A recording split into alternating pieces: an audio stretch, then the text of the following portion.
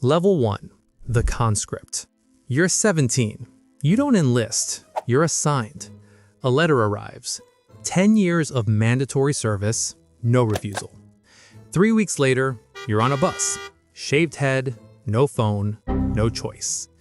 The barracks hold 50 men in one concrete room.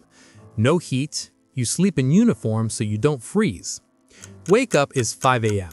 You run until someone collapses. If one falls, everyone runs longer. Breakfast is corn porridge. Lunch is corn porridge. Dinner is corn porridge. You're never full. You're never warm. One night, rations go missing. The officers don't investigate, they punish everyone. Shirts off, snow up to your knees. 3 hours kneeling in silence. Your bunkmate whispers, "This isn't right." The next morning, his bed is empty. No explanation, no questions.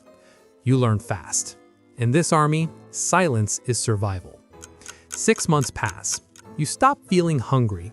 You stop feeling anything. Then your name is called. Border transfer. Level 2. The border guard. You're 18. You're sent north. The Chinese border is 200 meters away. At night, you can see lights on the other side, brighter than anything back home. Your rifle is older than you are. 5 bullets in the magazine. Orders are simple. If someone runs, you shoot. No warnings, no negotiations. You patrol in pairs. You don't talk much. Talking leads to thinking. It's 2:13 a.m. The river is half frozen. You hear movement. A shadow runs toward the water. Your commander once told you 3 seconds is mercy. 1. You raise your rifle. 2. The figure reaches the riverbank. 3. If you shoot, you kill someone trying to escape. If you don't, you become the suspect. And suspects don't disappear alone. You hesitate. A rifle cracks behind you. The shadow drops into the water. Silence. Back at base, you're called in. No yelling, no threats. Just one question. Why didn't you fire first?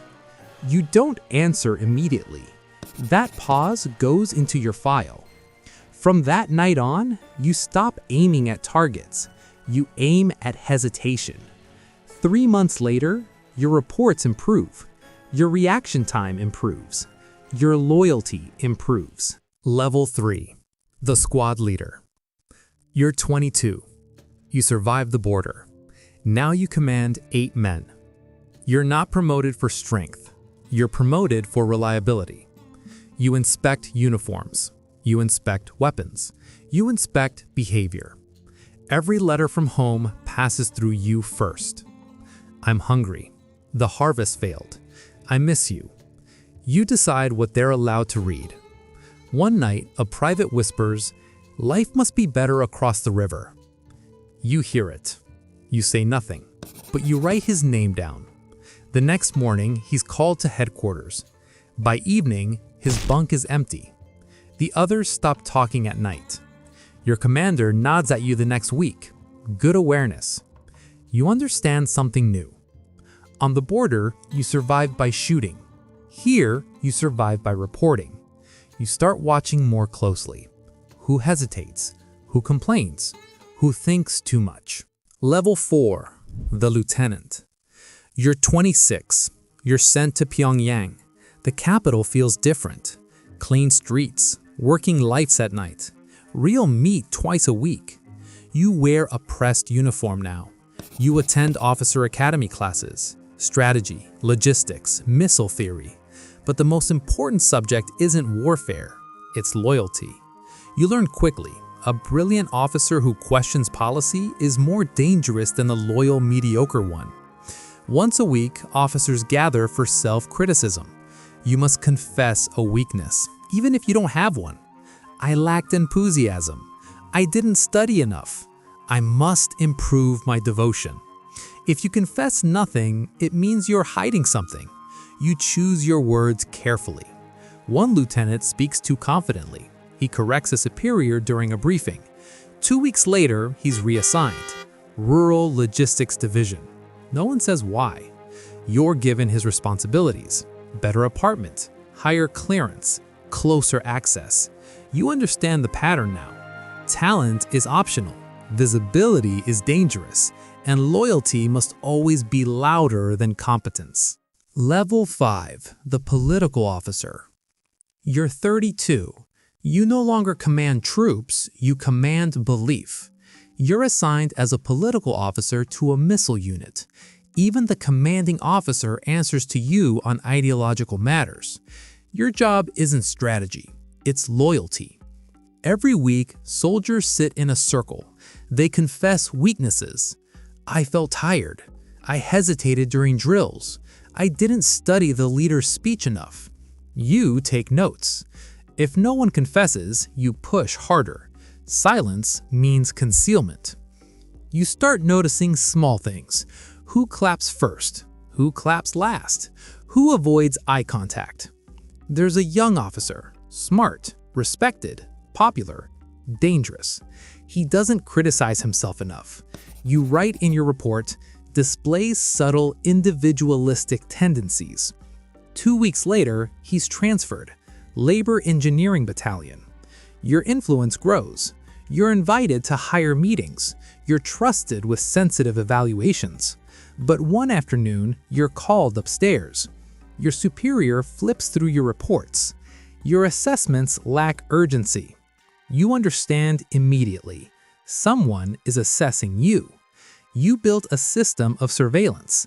Now you're inside it. Level 6, the colonel. You're 40. You oversee thousands of troops. You have a government car with a driver, a larger apartment in Pyongyang, imported alcohol at private dinners. Your children attend elite schools. Your parents were relocated to better housing. The system rewards loyalty. You manage missile readiness reports, training cycles, security clearances. Your signature moves resources. Your approval moves careers. But everything is documented. Your phone is monitored. Your driver rarely speaks. Your security detail changes without notice. At high-level meetings, generals speak carefully. No one interrupts. No one jokes. A general you dined with last month misses the next meeting. No explanation. His name is not mentioned again. A missile test under your oversight malfunctions during rehearsal. It's not catastrophic, but it's recorded. An internal review begins. No accusations, just questions. Why was the timing adjusted? Who approved the sequence? You answer calmly. Your report is accepted, for now. You understand something clearly. At this level, mistakes don't disappear. Level 7, the general. You're 48. You stand on the platform during a military parade. Medals on your chest, cameras everywhere. The world sees strength. You feel exposed. You attend high-level defense councils now. Missile programs, satellite launches, border incidents. Phones are left outside. Notes are memorized, not written. Every sentence is measured. Every pause is noticed. At one meeting, a chair is empty. Last month, a general sat there. This month, no one mentions his name. A satellite launch fails during testing. Foreign media reports it within minutes. It becomes a national embarrassment. An investigation begins quietly. You're not accused, not yet. Reports are reviewed, timelines are examined, responsibility is mapped upward. You're asked to publicly criticize another general, a man you've worked with for 20 years. If you defend him, you align with failure. If you condemn him, you survive longer. You choose your words carefully. He disappears 2 weeks later. You sleep less now. Every knock at night feels final. Every sudden meeting feels staged. You've climbed for 3 decades. Now you understand the truth. The higher you rise, the fewer people stand between you and blame. Level 8, the inner circle member. You're 52. You're invited inside the highest military council. Private compound, no phones, no written records. You advise directly on national defense, missile deployments, nuclear posture, strategic messaging. You're closer to power than almost anyone alive. You dine in guarded residences, imported wine, private security, absolute privilege. For the first time in your life, you feel untouchable. Then a missile test fails, publicly. Foreign satellites capture it. Foreign news spreads it. Silence follows. No emergency meeting, no immediate blame. That's when you know someone is being chosen. Investigations begin quietly. Reports are rewritten. Approvals re-examined. You're called in at night. No shouting, no threats, just questions. Why was the launch window approved? Who validated the readiness assessment? Did you overlook instability? You realize something. The system doesn't punish failure, it punishes exposure. You defended the structure for 30 years, removed others for smaller mistakes. Now, your name appears in internal summaries. Strategic misjudgment, possible fatigue, reduced decisiveness. You're reassigned, not executed, not imprisoned, transferred to a rural training facility. No access, no influence, no visibility. Within weeks, your name disappears from official documents. A new general takes your seat. The meetings continue. Level 9. The Erased. You're 55. You live in a rural training facility now. No press, no visitors, no access to classified briefings. You still wear the uniform, but no one asks your opinion. Your phone was replaced, your driver reassigned, your security detail reduced. Your name no longer appears in state media. Your portrait is removed from the hallway in Pyongyang. Officially, you were repositioned. Unofficially, you're finished. You wake up at 5 a.m. again, just like you did at 17. Only now, no one salutes. You read reports that once required your signature. Now, they're signed by someone else, a younger general. Careful, loyal, visible. You understand the pattern. You were never climbing, you were being elevated into view, and visibility is temporary.